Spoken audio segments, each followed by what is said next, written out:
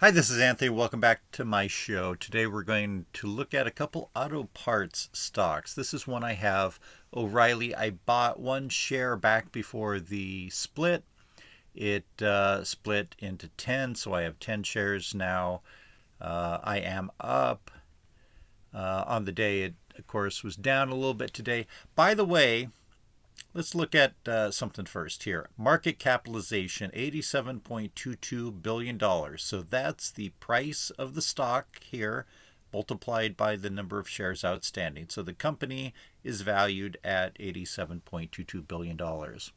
Let's look, and that's an auto parts store. They sell oil and auto parts and batteries, things like that. Let's look at Ford Motor. F on the New York Stock Exchange. The whole company, Ford, worth $50 billion. Isn't that amazing? Ford Motor Company is worth $50 billion.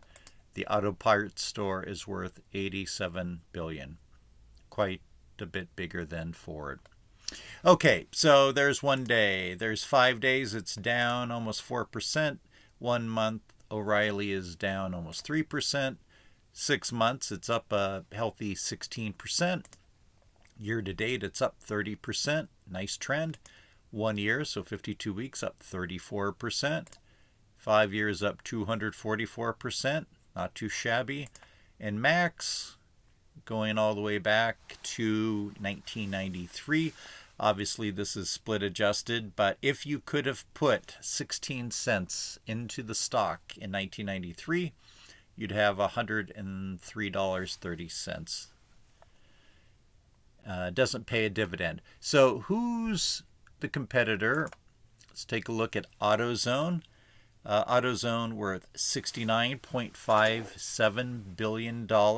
Still worth more than all of Ford Motor Company. So one day it was down $60 today, which sounds like a lot, but it's only 1.43% because you see that one share of stock in AutoZone, haven't split, it's $4,174 and change. Okay, 5 days, just like O'Reilly, it's down a little bit. 1 month, down just a bit. Up a healthy 20% over the past 6 months. Can't complain about that. Year to date, up 28%. 1 year, up 36%. 5 years, you'd be up 266%. And Max, you're up 58,000% if you would have put $7.13 in 1991. So unfortunately, they don't pay any dividends, but of course, they're reinvesting what would be paid out in dividends into the company. I'm not recommending that you buy these. I'm recommending that you might take a look. This might be interesting for a long-term, well-diversified portfolio. I think most people should have most of their money probably in some S&P 500 ETFs and maybe some NASDAQ 100 ETFs, Dow Jones Industrial Average, or other broad-based stock indices or ETFs or mutual funds.